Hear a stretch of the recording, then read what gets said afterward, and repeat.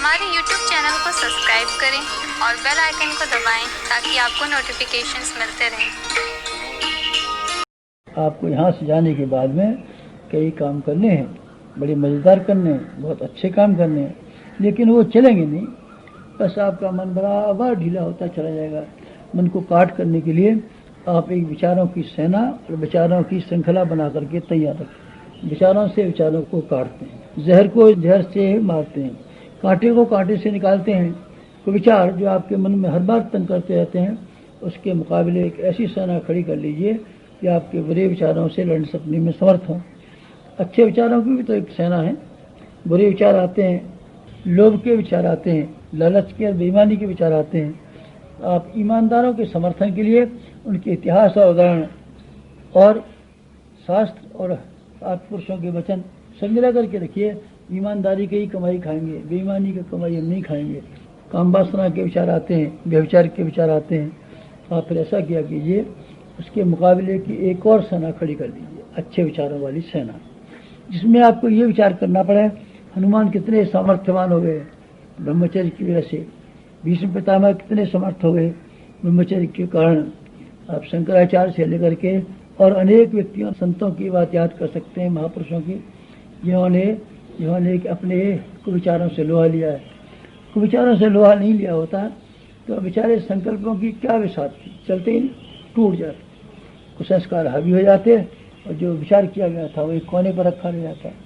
और ये ऐसे आपके मन में विचारों की एक सेना तैयार कर ली है तो आपके लिए सरल होगा कि जब बेईमानी के विचार आएँ, काम वासना के विचार आएँ, ईर्ष्या के विचार आएँ, अध्यापतन के विचार आएँ, तो उनकी रोकथाम करने के लिए आप अपनी सेना को तैयार कर दें, उनसे सामने से लड़ा दें। लड़े बिना कैसे चलेगा बताइए? रावण से लड़े बिना कहीं काम चला? दुर्योधन से लड़े बिना कहीं काम चला? कंस को लड़े बिना कहीं काम चला? लड़ाई मोहब्बत की है अथवा कैसी है, हिंसा की है हिंसा की है, ये मैं इस वक्त आपको कोई बात नहीं कह रहा हूँ। मैं तो ये कह रहा हूँ आपको अपनी बुराइयों कमजोरियों का मुकाबला करने के लिए भी और समाज में फैले हुए अनाचार से लुहा लेने के लिए भी हर हालत में आपको ऐसे ऊंचे विचारों की सेना बनानी चाहिए जो आपको भी हिम्मत देने में समर्थ हो सके और आपके समीपवर्ती वातावरण में भी नया माहौल पैदा करने में समर्थ हो सके। ये संकल्प भरे विचार होते हैं। हजारी किसान ने ये फैसला किया था कि मुझे 1000 आम के बगीचे लगाने हैं, बस घर से निकल पड़ा। तो उसकी बात लोगों ने मान ली। क्या मान ली? वो संकल्पवान था। संकल्पवान नहीं होता था, ऐसे ही व्याख्यान करता फिरता, साहब हरे पेड़ लगाइए, हरियाली उगाइए, हरे पेड़ लगाइए, उगाली उगाइए, तब फिर कोई लगाता क्या? सरकार कितना प्रचार करती है, कोई सुनता है क्या? सुनने के लिए यह बहुत ज़रूरी है कि जो आदमी उस बात का कहने के लिए आया है संकल्पवान हो।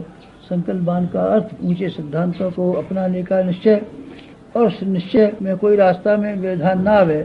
इसलिए थोड़े थोड़े समय के लिए ऐसे अनुशासन जिससे कि स्मरण बना रहे, मनोबल बढ़ता रहे, मनोबल गिरने न पाए, संकल्प की याद करके आदमी अपने गौरव गरिमा को बनाए रह पाए। इसलिए आपको वृक्षशील होना जरूरी है। वृक्षशील आप रह कीजिए। पीले कपड़े पहनाने का आपको कहा गया है, ये वृक्षशील होने की निशानी है। दूसरे लोग पीले कपड़े नहीं पहनते, आपको पहनने चाहिए। इसका मतलब यह है दुनिया का कोई दबाव आपके ऊपर नहीं और दुनिया की नकल करने में और अनुकरण करने में आपको कोई मजा नहीं है। ये क्या है? ये वृक्षशील की निशानी है कि भोजन जैसा भी हो, खराब है तो खराब से क्या करें, खराब से ही काम चलाएं। लेकिन निशा जायका अच्छा नहीं लगता और वहाँ कचौड़ी खाएंगे मत कीजिए। ऐसा तरह तरह के व्यंजन और तरह तरह के स्वादिष्ट भोजन की मत चलाया कीजिए। इससे क्या होगा? खान पान का तो जो लाभ होगा सो होगा ही। खान पान के लाभों की उतना मैं महत्व नहीं देता जितना कि मैं इस बात को महत्व देता हूँ कि आपने अपने मन को कुचल डालने का, मन को लोहा लेने को, मन को बदल डालने के लिए आपने वो हथियार उठा लिया जिससे आपका दुश्मन आपका दोस्त बन सकता है। आपका दुश्मन नंबर 1 आपका मन और आपका दोस्त नंबर 1 आपका मन। दुश्मन को दोस्त के रूप में बदलने के लिए जिस दबाव की ज़रूरत है, जिस आग की भट्टी में नया ओया ढालने की ज़रूरत है, उस भट्टी का नाम है संकल्प, आत्मानुशासन। अपने आप का अनुशासन स्थापित करने के लिए आपको वृक्षशील रहना चाहिए, संकल्पवान होना चाहिए और संकल्पों में व्यवधान उत्पन्न हो। इसलिए आपको कोई न कोई ऐसे नियम और व्रत समय समय पर लेते रहने चाहिए। इसका अर्थ ये होता है कि जब तक अमुक काम न हो जाएगा तब तक हम अमुक काम न करेंगे। संकल्पवान मत है, संकल्पवान ही महापुरुष बने हैं, संकल्पवानी उन्नतिशील बने हैं, संकल्पवानी सफल हुए हैं, और संकल्पवानों ने ही संसार की नाव को पार लगाया है। आपको संकल्पवान और वृत्तशील होना चाहिए, नेकी आपकी नीति होनी चाहिए, उदारता आपका फर्ज होना चाहिए।